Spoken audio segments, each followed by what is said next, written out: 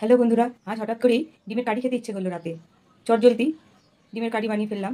এখানে ডিম ভেজে নিয়েছি, আলু ভেজে নিয়েছি, এখানে টমেটো পিউরি করে নিয়েছি, এখানে পেঁয়াজ আদা রসুন বেটে নিয়েছি, এখানে হলুদ, এখানে কটা দারচিনি আর লবঙ্গ নিয়েছি। এবার হট করেই কড়াইটা বসিয়ে দেবো তেল দিয়ে।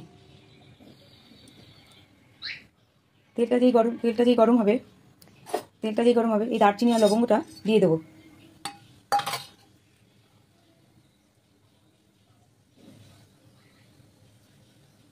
দারচিনি আর লবঙ্গটা গরম হয়ে গেলে ফোটে আবার দারচিনি লবঙ্গটা একটু তেলে নাড়াচাড়া করে নিয়ে একটু হলুদ দিয়ে দিচ্ছি যাতে না ছেটে। কিছু দিলে একটু হলুদ দিয়ে দিলে ছেটে কম। মশলা এবার যে এই মশলাটা রয়েছে, এই আদা জিরে পেঁয়াজ কাঁচা লঙ্কায় বাটাটা দিয়ে দেবো। বাটাটা দিয়ে নাড়াচাড়া করলাম। বাটাটা দিয়ে নাড়াচাড়া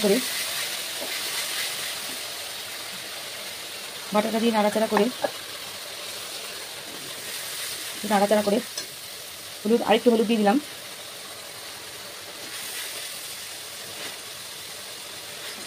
নাড়াচাড়া করলাম করার পরে এই টমেটোর যে পিউরিটা রয়েছে,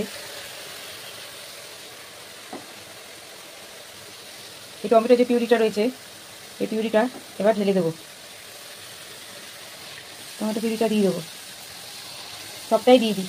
দুদিন হয়ে গেছে, পেস্ট করে রেখেছিলাম ফ্রিজে। দিয়ে এবার আরও মশলাটাকে একটু ভালো করে কষিয়ে নেব। পরিমাণ মতো নুন, পরিমাণ মতো ঝাল, যে যেরকম খায় সে যেরকম মতোই দেয়, আমি ঠিক সেরকমই দিলাম। দিয়ে এটা নাড়াচাড়া করে ভালো মতো কষিয়ে নেব। ফুটে গেছে এবার ঝোলটা অনেকটাই অনেকটাই ফুটে গেছে।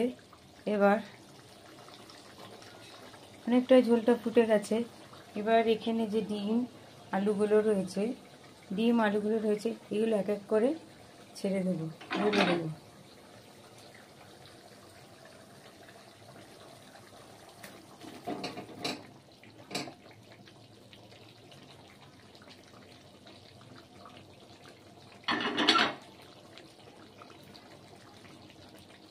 ডিম আলুগুলো একটু নাড়াচাড়া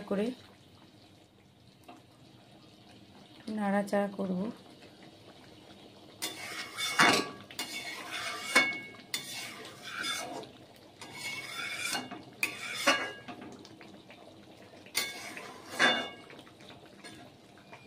একটু 2 মিনিট ফুটবে।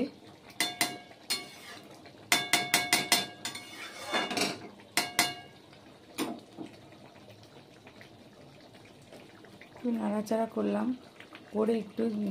করে একটু ফুটবে 2 মিনিট। জানি না কেমন হবে বন্ধুরা।